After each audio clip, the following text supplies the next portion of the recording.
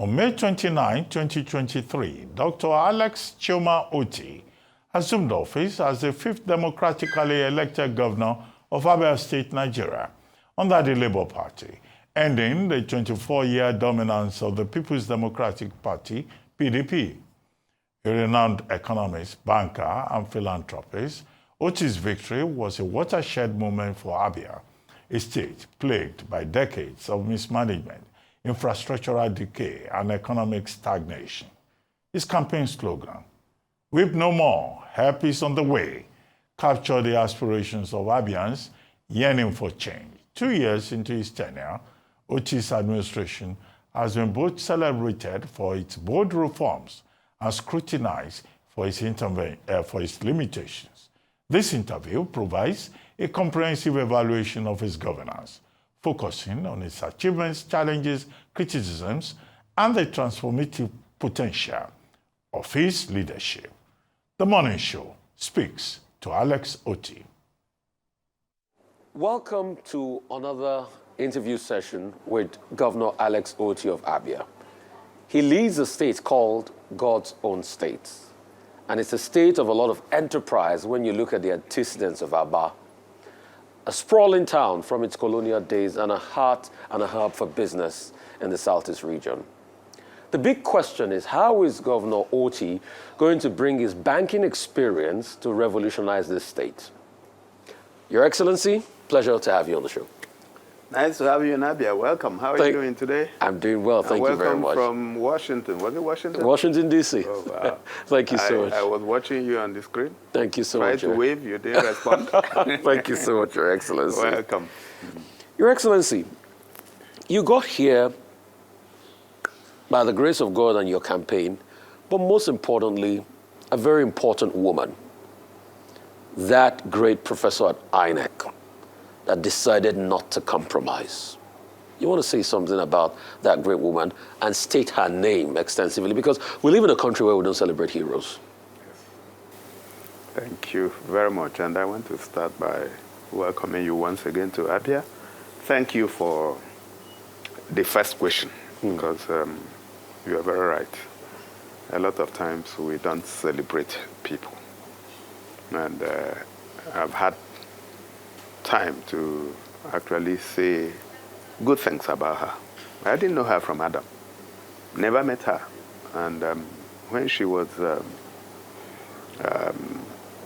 selected for that role, that was just like 48, 72 hours before the election.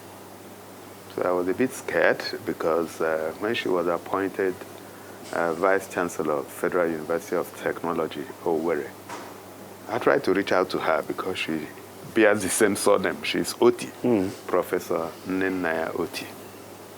So, and I guess that was 2021. So I got her number, tried to call her, she didn't respond. I sent a text message congratulating her, she didn't also respond. So I just said, okay. I left her. And 2 years later, she was now going to be the returning officer. But then, most importantly, I left everything in the hands of God. And then the election came. If you recall, I've been in this process since 2015. And a particular local government was always used to falsify the results of the election. And that's Obingwa. Again, in 2019, it happened. So 2023, the election, it was clear that I was going to win the election again. And as the results kept trickling in from the different local governments, the tally was increasing. I mean, the difference was increasing. And what they did at that time was just wait. So at some point when they thought enough local governments had come in, they falsified the result, moved it to 80,000, from there to 90,000, it ended at 108,000. But then this woman rejected those falsified results and said she was going to stick to the results that came from the polling units. And the rest now is history. So we cannot tell the story of the changes that have happened in Abia State, the new Abia, as we call it, without a reference to Professor Otti. We thank God for her. So I strongly believe that the hand of God was in the whole process. It was God that brought her. So my tribute to her. Thank you. And tribute to courage. But those in the opposition still say a lot of things about you. Let me tell you some of the things they say. They say you awarded the most expensive contract in Nigeria, 5-kilometer Port Harcourt Road, Abia, for 32 billion to Julius Berger, chaired by your friend. These are kind of the things they say in the opposition about you. Also hear one of it. They say you abandoned the new government house, that nothing was wrong with it, and we are right here in your village. They also talked about the fact that, you were trying to take glory for the geometric power company, when that, contrary to your public boast, that Abia is not even enjoying 24/7 power supply and the residents. And they also went ahead, to say that you abandoned the multi-specialist hospital that was done by your predecessor. So these are some of the things they say about you. I mean, what do you say to all of these things? Well, the opposition will find something to say. Even if God was to come down to govern the state, the opposition will have something to say. So I think they are busy looking for things to say. All the issues you've mentioned are non-issues to Abia people. Geometric, of course, I told the story of geometric. And I encountered geometric in my banking days when Professor Barton Naji came to me, a bit frustrated. And this was several years ago. I was executive director in First Bank. I believe that was 2009, 2010. Yeah. Just before I left First Bank. And I packaged a facility to help him rescue the geometric project, because the bank, coincidentally, that was funding the project at that time, stopped because of the global economic crisis. And that bank was Diamond Bank, where I had to go 1 year after. And they packaged, if I recall, about $80 million facility. Got the approval, but he couldn't draw because the bank at that time felt that the person that understood the project was leaving, and that was me. And as I left, he came back to me in Diamond Bank. And we sat down and provided all the facilities that he required to complete the project. In fact, we completed the project before I left the bank in 2014. That's one problem after another. I believe that the way God wanted it. What about the Julius Berger contract, that I talked about, that they said you gave to your friend? It's a joke. Julius Berger is my friend. Yeah, they said you gave it to your friend. Who is my friend? These are some of the things the opposition. Okay, so let me. We'll always say. So you know what will happen? Yeah. I'd like you to go to Port Harcourt Road after this interview. Talk to people. That road had been abandoned for over 30 years. Nobody could fix it, except Julius Berger. And everybody knows. So if you go to Abia and make this allegation, you probably not come back. I'm a journalist. I just asked the question. No. So what it is that it's not 5.8 kilometers. It's a dual carriageway. It is something else, and I would like you to just go there. So the allegation of the so-called opposition, because they couldn't fix it. So somebody has come to fix it. And every other person is very happy. And Julius Berger is handing over the project to me next week. And How much did the project cost? It has gone beyond the 30 billion. So it's actually somewhere about 36.5 billion now. Yeah, that's what it is. And it's good use of money. Absolutely. It's one of the most important parts of the Southeast, not just Abia. Okay, so virtually everything is made on Port Harcourt Road. It's a very long stretch of road. Right. I would like you to see. No, I saw part of it while we were, coming here. No, you've not gone to Abba. No, I'm not going to Abba. Port Harcourt Road is inside Abba, not Abba Port Harcourt Road. Okay. There's a Port Harcourt Road in Abba. Okay. That takes you from inside town all the way to the expressway. Okay. Okay, so, and everybody is happy. Even the opposition is happy. Okay. What are you doing as regards? Okay, you also talked about Government House. Yeah, Government House. Yeah, Yes. and the specialist hospital. Okay. Yeah. So what happened was that my predecessor commissioned an uncompleted building on the 28th of May. Uncompleted building? Uncompleted building on the 28th of May. I would also like you to see it. My people will take you to it. So, and it is supposed to be new Government House. So what did he do? He completed the ground floor, finished it very well, put Italian furniture. I don't like to talk about it, but since you asked, Oh, yes. put Italian furniture in the place, painted it, and commissioned it. Okay, so the bedroom. So after the inauguration, I went there. When I looked at the ground floor, I was very happy. But as I went to the first and second floor, they were not even plastered. No sanitary fittings, nothing. So that's fraud. Really? Yeah. And Are I you- like are you you. going to probe I've him not for put that? one dime. No, are you going to probe your predecessor for that? You have only 4 years. And when you get into some of these distractive things, you lose focus. I have too much work to do. Probing him is, of course, we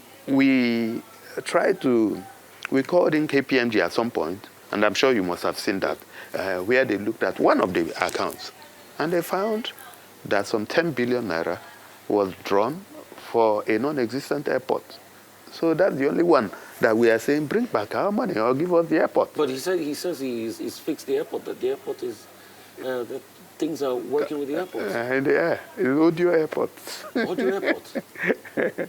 We've just flagged off the construction of the Abia Airport. That's better. Probing is a waste of my time. But the question a lot of people ask is, if you have an airport in Owerri, why do you need another Abia airport? That's Okay. always the argument. Does it make financial? It's a good argument. Does it make financial? It's a good argument. But the truth about it is that when you go elsewhere, you find that in a place like Texas, how many airports do you have? But they have Even in Houston no, alone. I mean, I was in Texas. I was in Texas. Yes. I was in Dallas in what's it called in January. You have the Dallas Fort Worth Airport, which is about the second, third biggest airport in America. Then you have other airports around. Yes, you But have they Houston, Hobby. You but have Intercontinental. You have the economic activity to carry it. I just came in from DC. There was Dulles. There was Ronald Reagan. There was Baltimore. We are Maryland. thinking for the future. But let me tell you. but Let me tell you something. You don't have the funds. No, let me tell you. You're The pressed for airport. funds. You still have to borrow money. Why you building it? The airport is not mine. It's a federal government project. Okay. Okay. Who's So, funding the federal government? federal government. Okay. So let me explain how it happened. Yeah.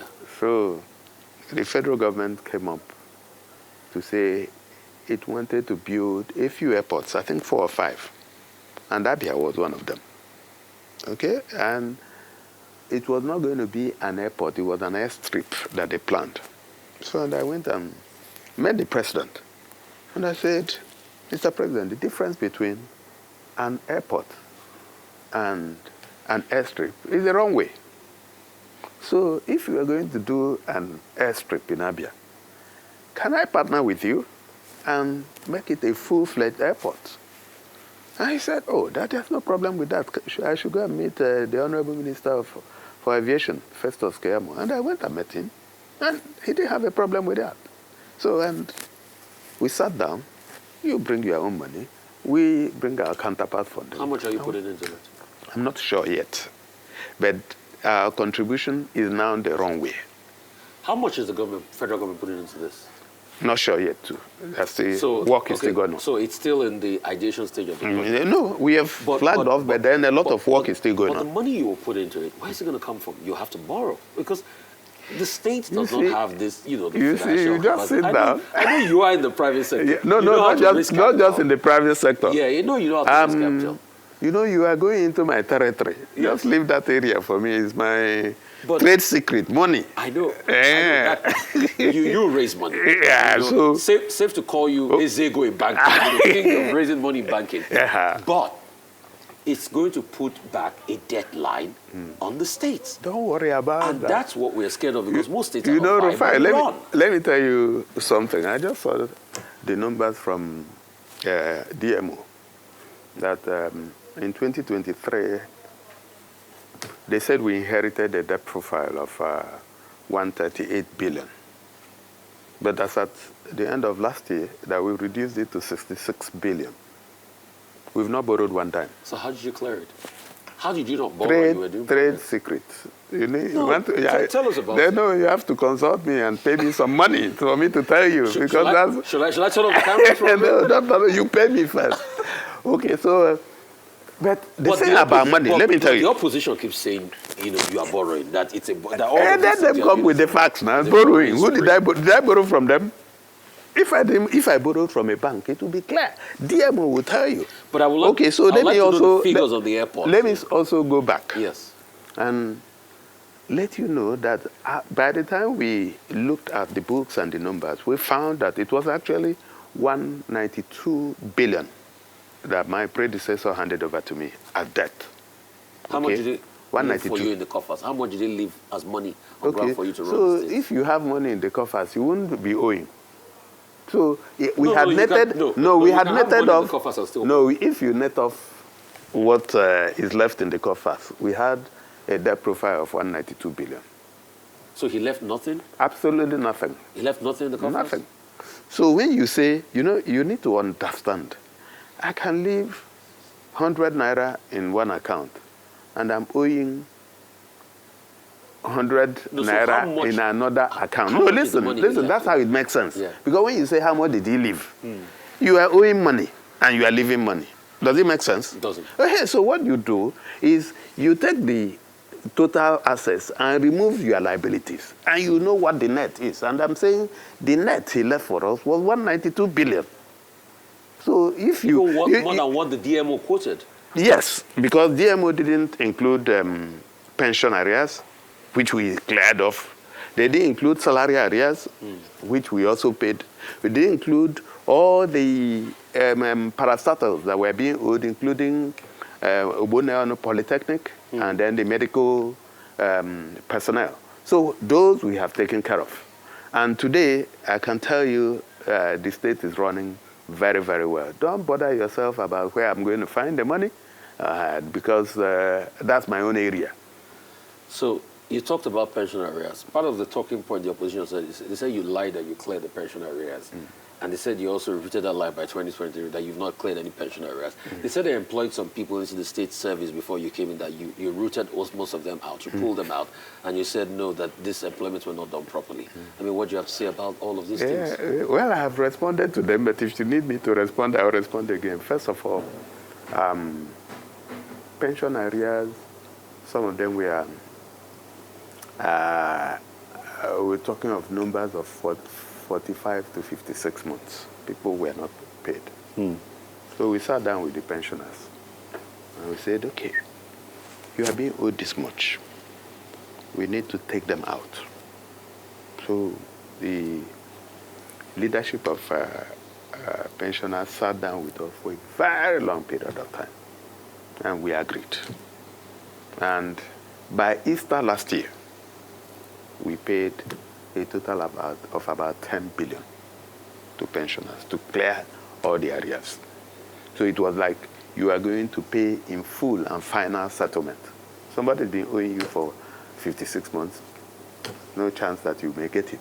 But I said, I didn't need it. I need this money in your hands. So if you were here, or if you watched, you found that the pensioners organized a Thanksgiving service. A lot of them were very happy. But what about the people that make the argument, you know, there's unemployment in the land and all of that? And secondly, the case of the multi-purpose specialist hospital that they said, no, was abandoned within the state, part of their talking point. And afterwards, I want us to shift and now talk some national politics, you know. You want to respond to those arguments that say, you know... Which one is national politics? No, we have to talk national politics. There's no how you come here. I don't talk politics. You don't talk I'm politics? not a politician. Okay, you're not a politician, it's fine. But you know a certain individual called Abure. Oh, yes, I know him. Is he part of your national politics? Oh, yes, national politics, National Labour Party politics. Okay. There's a contestation, Okay, so and they're mentioning your name. They oh, said really? you are the dramatis personae. Do I want to be governor and chairman at the same time? If you hear the likes of Arabami and everything, they said, no, you are the ones, you and your very good friend Peter Obi are the ones trying to take over the reins of the party. And the Abure faction said, they're not having it from you. And they don't want to have it from you. But let's talk about, the specialist hospital scenario first. And afterwards, the argument people make as regards, these people are poor, they finally got a job in government, and you said no. Like, can you tamper justice with mercy, and things like that? No, that's why I said they should apply whenever the embargo is lifted. Is it not fair? Okay. Yeah, so if you were in my shoes, okay, somebody sets a landmine for you, you want to go and fall into it. Okay. You have a huge, you are paying some 65,000 people. That's the population of civil servants in Abia. 65,000. And then somebody maybe puts a few more thousand for you. It wasn't in good faith. But it's gone.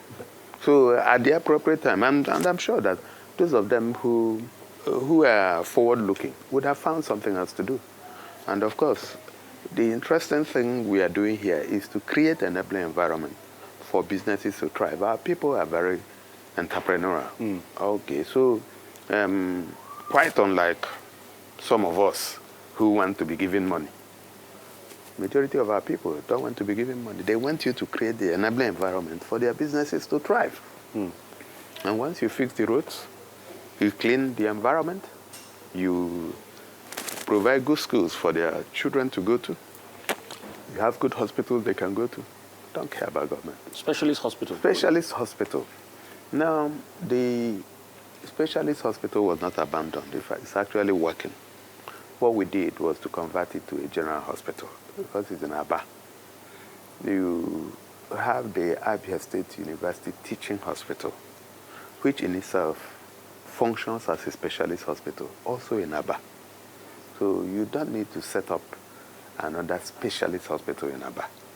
So what happened before my time is that the Abia State University Teaching Hospital lost accreditation in 2021.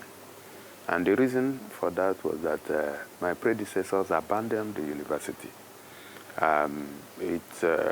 The Medical and Dental Council of Nigeria came back in 2022 and reaffirmed the loss of accreditation. So when we came up in 2023, I gave my people 6 months to fix that teaching hospital, get the necessary personnel, and ensure that the accreditation was restored. To the glory of God, in December 2023, in fact, it was dramatic when the registrar of the Medical and Dental Council of Nigeria came here. He said by the time he got to the teaching hospital, he was almost missing his way. And he thought the driver was taking him somewhere else. And so the accreditation was restored in 2023. So everything that you require in the teaching hospital is there right now. So we felt that instead of maintaining, because that hospital was Abia General Hospital that was converted to specialist hospital. The specialist hospital. We thought it was not necessary. With the Abia State University Teaching Hospital, just a few poles from it. So it wasn't a good decision in our judgment. So the general hospital is working very, very well, just like the other 21 general hospitals. But a lot of them are in different states of dilapidation. So we have taken about 7 of them in the first instance, fixing them, retrofitting them. By the time we are done with that, we will take another 7, and then the final 7. Having said that, we also do have a general hospital in Amachara, Omoahia, that we actually want to function with the diagnostic center as a specialist hospital. And of course, there is one in Omonato, in Bende. What's the idea? The idea is to have specialist hospitals in every senatorial zone of the state. So you have the one in Amachara covering the central, you have the one in Bende covering the north, and of course you have the Abia State University Teaching Hospital in Aba covering the Aba senatorial zone, the Abia South senatorial zone. So that's what we have done with that. So it's not any abandonment of any sort. Okay. Now, that's the not other politics. Abure. What are you doing to that, man? Okay, so I'm not doing anything to Abure. I have said it time and time. Abure worked very well with me. And as far as I'm concerned, he's still my friend. But I tell friends the truth. So I don't have any problem with Abure. Supreme Court has said, you are no longer chairman. And the man is saying he is still the chairman. But something must be wrong. So, but this conundrum, a lot of people have said, can lead to the destruction of your party. Some people argue that your party is gone. With all of this, are you planning on decamping at some point? Because as Delta just left, other governors are leaving. Governor Fubara, suspended Governor Fubara, went to have a meeting with President Tinubu. And it looks like your party is on shaky ground. And like, you know, Senator Ifeanyi Okowa, former governor of Delta, did say today, said they want to be close to the center. Your state is one leg in the center. You know, the speaker, the deputy speaker of the House of Reps happens to be from your state. So that's a great privilege. And he too has been saying that we are going to, you know, consolidate on the state and push it out. So is it not just time for you to align with the APC, or are you going to do it anytime soon? Okay, so I take your advice.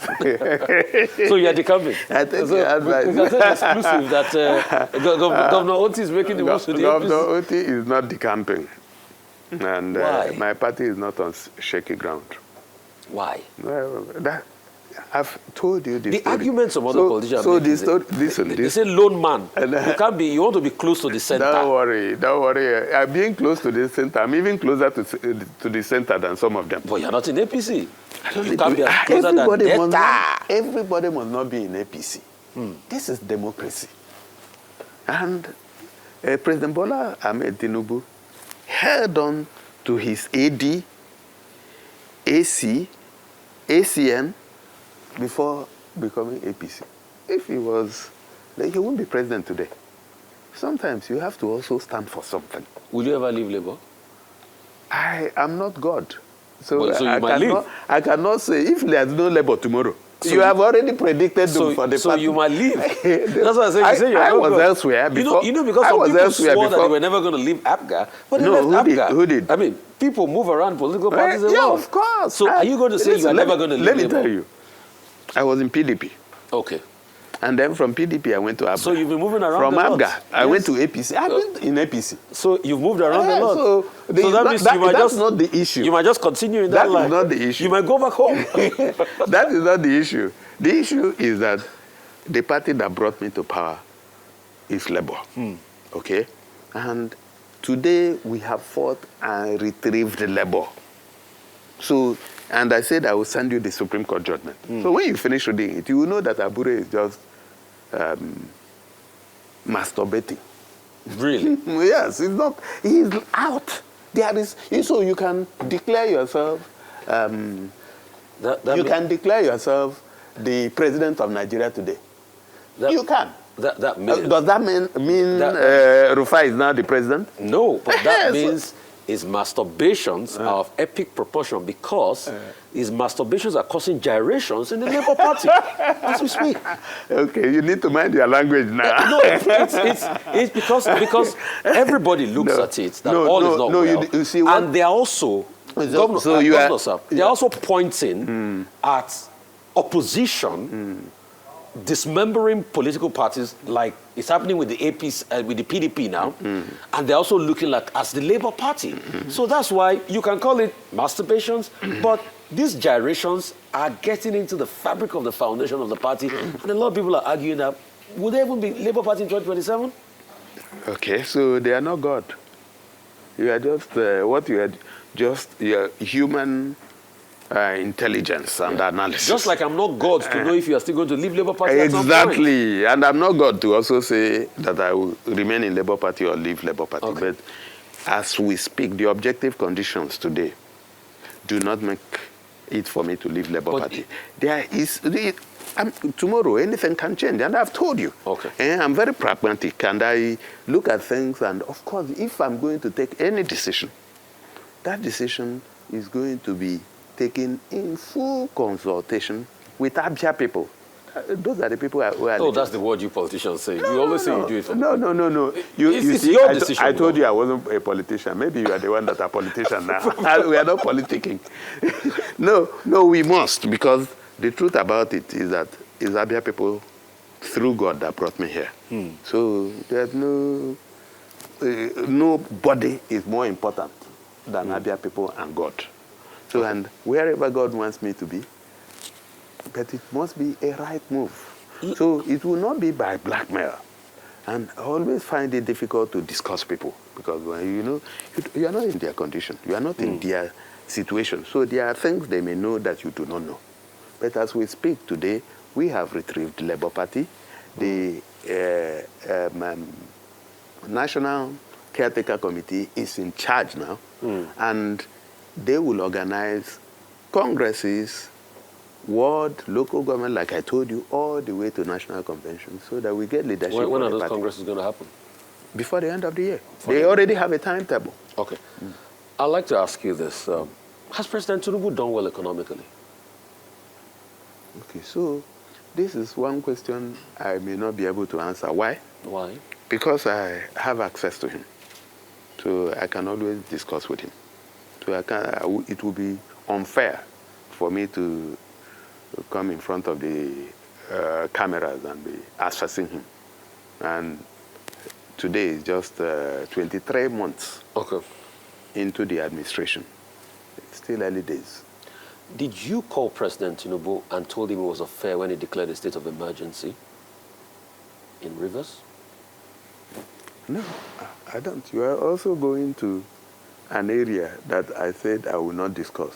And that area is, I won't discuss. But it's not fair. I won't discuss. Okay. Listen so that you hear me. I won't discuss people. I won't discuss other states. I won't discuss the federal government. Do you also share that private opinion when you see an uptick in inflation despite, I was just at the IMF spring meetings and the numbers were not good. An uptick in inflation despite rebasing. Despite what? The fact that we rebased the inflation calculation parameters. Yes. And there's an uptick again, 24%. The numbers are gloomy. They're saying over a couple of years, inflation might go up 37%. And you guys sit in the economic meeting with the president. Do you ever get to tell him and say, Mr. President, we're sinking, we're going under? Did you start sinking today? You didn't start sinking today. So you have been sinking. So is it not worth and telling living him? in denial. So is it not worth telling him? No. I mean, when we go for meetings. Oh, living in denial. So you support the subsidy removal, right? Of course. You support the flotation of the naira? Subsidy removal was long overdue. And what was happening? What was happening is that big men like you and I, we are the ones. Your Excellency, I'm not a big man. You're a big man. You live in VI. For you to live in VI, you're a big man. So, in fact, I'm even afraid of you. When I heard that you live in VI, I said, in Lagos, I used to stay in Lekki. I couldn't afford VI. At least you own a I don't own a home. Well, we have to find out whether you own. Even being a tenant, to have mind to be a tenant in VI, that means that you are such a big man. I'm a tenant. No, but the point is this. Yes. There are a lot of things that we should have done. My interventions in this day. I'd written extensively about this subsidy. So it was a scam. We just needed to do something also about it. Floating the naira? Sorry? Also floating the naira too? Floating the naira, I had also written about it. But you see, I think what happened was that the two things happened about the same time. Which was not a good one. But then, over time, I believe that this economy, if we keep at it, the economy would rebound. Oh, now, are you surprised that inflation at 24%? What's the interest rate? Well, it's super high. Going up to 30%. So it goes with interest rate. So if it will keep chasing you no matter how much you rebase.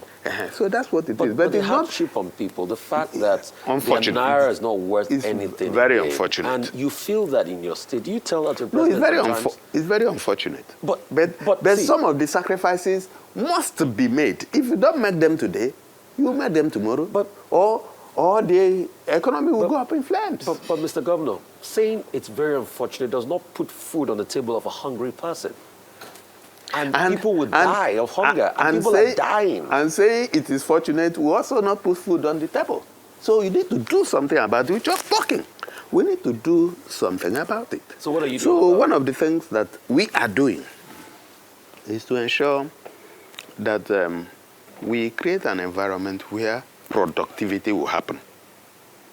Part of the problem with the exchange rate is because we are not producing much. It's because we are not exporting anything other than oil. It's because we are importing everything from the profane to the profound.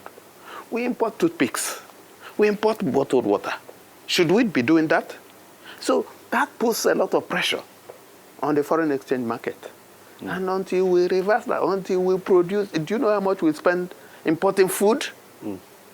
Palm oil that Malaysians took from here in Umuahia. We are now buying from them. So these are things that need to be done. So what are you doing as regards agriculture? If they took the palm oil out from Umuahia, and you are saying Malaysians are bringing it, but I thought you would have jumpstart the palm oil. Of course, we are doing that. So how many tonnage are you producing now? No, it's still early days. Early days? It's still early days. But people are hungry. Oh yeah, you have to. I say, so if you're asking how many tonnage, it's early days because we just came. Okay. In Okwa, we have a multinational company that is partnering with us to remove the old trees and replant them. In rubber, in cocoa, we are in rice. In fact, today we are producing rice in the winter.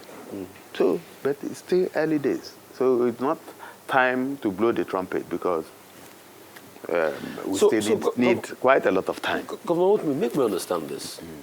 Your IGR in a month and your federal allocation in a month is how much? Small. Small amount. But you're doing so many things. You want to build an airport, counterpart funding, you're producing this, you're producing that, you're clearing the debt. I mean, how are you doing it? You said it's a trade secret earlier on, but I mean, people would like to know this trade secret. Maybe other governors can, Will you pay? Can use it. I mean, because... No, okay, so the first thing is prudence. Okay.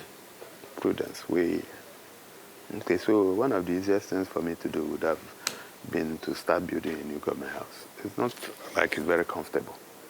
But I know that if I use the money to put into dealing with maybe the road in Umuahia, I will empower a whole lot of people who ordinarily didn't have access. So you have prudence, then you have economies of scale. What is most important? I need to sit down. As a student of economics, I have my priorities listed. So, and I know that if the man in Ariara market cannot get to the market, he cannot add to my GDP. So, he cannot add to my internally generated revenue. I know that if the woman in Bende cannot access her farm, then she's not going to be useful, not to her family or to the government. I know that if I am sick and I cannot get attention from the primary health care center, then I will be useless to the economy. And that's why when we came, we looked at the 948 primary health care centers in Abia. We went around. All of them were in a mess. And we said, okay, we'll put some 8-9 billion in the budget for renovating 200 primary health care centers in 100 days. That is happening now. By next month, it will be 100 days, and 200 primary health centers will be delivered. We will take another 200 after this one, until we get the 948. We looked at the schools.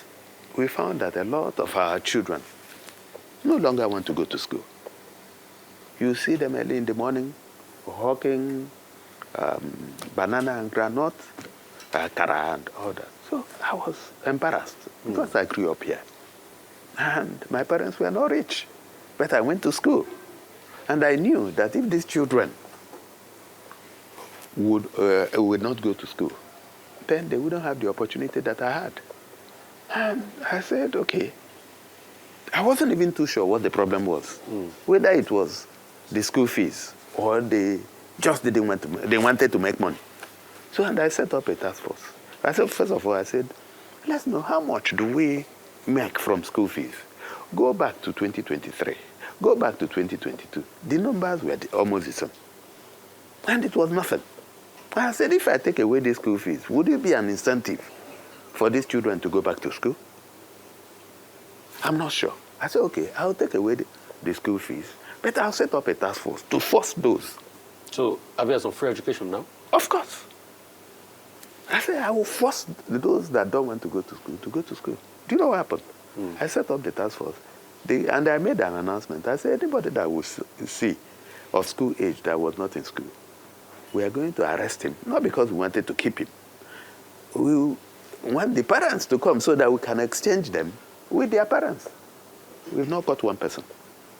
In fact, the task force that we set up is now going around to ensure compliance, that there is no school where school fees are charged and that teachers are teaching. So I looked at the explosion when the announcement was made in terms of enrollment was so much. And we found we didn't have teachers. And what did we do? We now said, okay, you know what? There are a lot of people. We are talking of civil servants and other. I said, a lot of people don't have jobs. If you are qualified, we opened up a portal. Please apply. We went to hire 5,000 teachers. And in 1 week, we got 17,000 applications. The second week, it climbed to 30-something thousand. And we shut the portal. We now tested them, and today, 4,600 having hired. We want to take another 4,000 so that we can fit them into those schools. We are renovating all the schools. Okay? So that's what it is. It's not rocket science. So it's just about being prudent, being deliberate, having a plan. What do you want to do? And keep it to it. Of course, there's another part of it that's very, very important. The people that you are working with. I don't care where you come from. I'm sure you may have heard that my head of service is from Edo State. I sit down and interview them. And when I interviewed them, and I found he was number one, I got him the head of service. Okay, so what's the primary school enrollment rate now, uptick, since this new scheme started in Abia? I don't even, it's been crazy. I don't even, I've lost count of the numbers. People are just streaming. Again, what I also found is that a lot of people are leaving the private schools to come to public schools. Because, of course, you have the good quality, you have good teachers, we are renovating the place. And I called the commissioner for education, and I said, we need to now think of what to do to the very serious private school operators. Because we also don't want them to be, they also contribute to the economy. If there's one word in your mind for the people of your state and you can speak to them now, what would that be?